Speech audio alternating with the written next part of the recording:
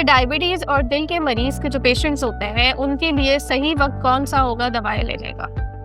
جی ہانیہ، بہت اہم سوال ہے، کیونکہ اس سلسلے میں بعض مریض یہ سمجھتے ہیں کہ ہر دوا ہر وقت پہ لی جا سکتی ہے، لیکن بہتر ہے کہ ایسی ادویات مثلاً ڈائیورٹکس وغیرہ بھی بعض اوقات مریض لے رہے ہوتے ہیں تو ان کے لیے بہتر وقت افطار کا وقت ہے، کیونکہ اس کے بعد وہ کم از کم کچھ نہ کچھ لیتا رہتا ہے۔ اگر سحری کے وقت ایسے ڈائیورٹکس اور وہ ہائر ڈوز میں اگر استعمال کریں گے تو پورا دن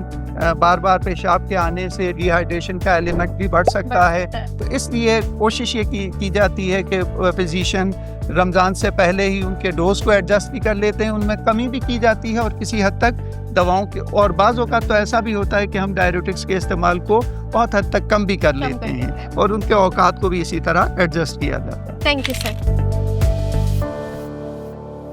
سر شوگر کے اور دل کے مریضوں کے لیے رمضان میں کون سی غذائیں ہیں جو ان کے لیے فائدہ مند ہو سکتی ہیں؟ شوگر اور دل کے مریض جہاں باقی غذائیں استعمال کر سکتے ہیں، وہاں رمضان میں خصوصی طور پر ایسی غذا زیادہ بہتر ہے جس میں سبزیوں کا، پھلوں کا استعمال زیادہ ہو،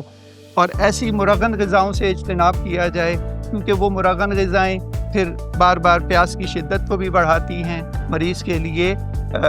مناسب نہیں ہے کہ وہ ایسی غذا کو زیادہ، بعض لوگوں کا یہ کانسیپٹ ہوتا ہے کہ ہم بہت زیادہ سیچوریٹڈ قسم کی خوراک کھائیں تاکہ پورے دن کا ہمارا روزہ بہتر طریقے سے گزر سکے، لیکن اس سلسلے میں بھی اعتدال کا اس سے کام لیا جائے، اور خصوصاً پھلوں سبزیوں کا استعمال اور کچھ مقدار میں باقی اجزاء بھی لیے جا سکتے ہیں تاکہ پورے دن ان کی غذائی ضروریات پوری رہیں اور نہ شوگر بہت زیادہ کم ہو اور نہ ہی شوگر کی زیادتی۔ سر کچھ مریض ایسے ہیں جو کہتے ہیں کہ ہم نے پورے دن روزہ رکھا ہے اور اب تو ہم سب کھا سکتے ہیں کیونکہ ہم نے پورے دن فاسٹنگ کی تھی، تو ان کے لیے آپ کیا پیغام دینا چاہیں گے؟ دیکھیں، رمضان صرف کھانے پینے کا مہینہ نہیں ہے، رمضان کو اعتدال کے ساتھ گزارا جائے، رمضان میں نیند بھی پراپر کی جائے۔ اچھا، بعض لوگوں کا یہ کانسیپٹ ہوتا ہے کہ رمضان میں پوری رات جاگ کے اور صبح نیند کریں، بھرپور نیند کریں، اور اس کے بعد بس شام کو اٹھ کے نمازیں اور صرف اپنے ضروری چھوٹے موٹے کام۔ رمضان کو عام مہینوں کی طرح اپنے روزمرہ کی ایکٹیویٹیز میں گزاریں۔ رمضان میں نیند بھی اتنی ہی کی جائے جتنی ضروری ہو۔ اسی طرح رمضان میں کھانے پینے میں بھی اعتدال ضروری ہے، کیونکہ اوور ایٹنگ بھی آپ کے شوگر لیول کو فلکچویٹ کرے گی، کہیں شوگر بہت ہائر سائڈ پہ ہوگی، اور اگر بہت کم کھایا جائے، بعض اوقات بہت غیر ضروری بھی پابندیاں لگا دی جاتی ہیں۔ بعض اوقات مریضوں کے رشتہ دار یہ کہتے ہیں کہ نہیں جی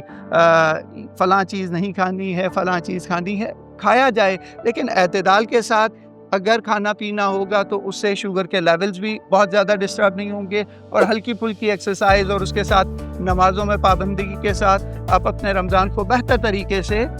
گزار سکتے ہیں اور رمضان کی افادیت سے بھی بھرپور فائدہ اٹھا سکتے ہیں۔ تھینک یو سو مچ سر، آپ کے یہاں آنے کا، اپنی قیمتی رائے سے ہمیں آگاہ کرنے کا اور اپنا قیمتی وقت دینے کے لیے آپ کا بہت بہت شکریہ۔ تھینک یو ہانیہ، اور میں خصوصی طور پر شکر گزار ہوں CCL فارما کا کہ آپ لوگوں نے یہاں مدعو کیا، اور یہ بہت اہم ٹاپک تھا جس پہ ڈسکشن بہت زیادہ ضروری تھی تاکہ لوگوں کی جو پیچیدگیاں اور پریشانیاں اس معاملے میں ہیں وہ حل ہو سکیں۔ Thank you sir. Thank you.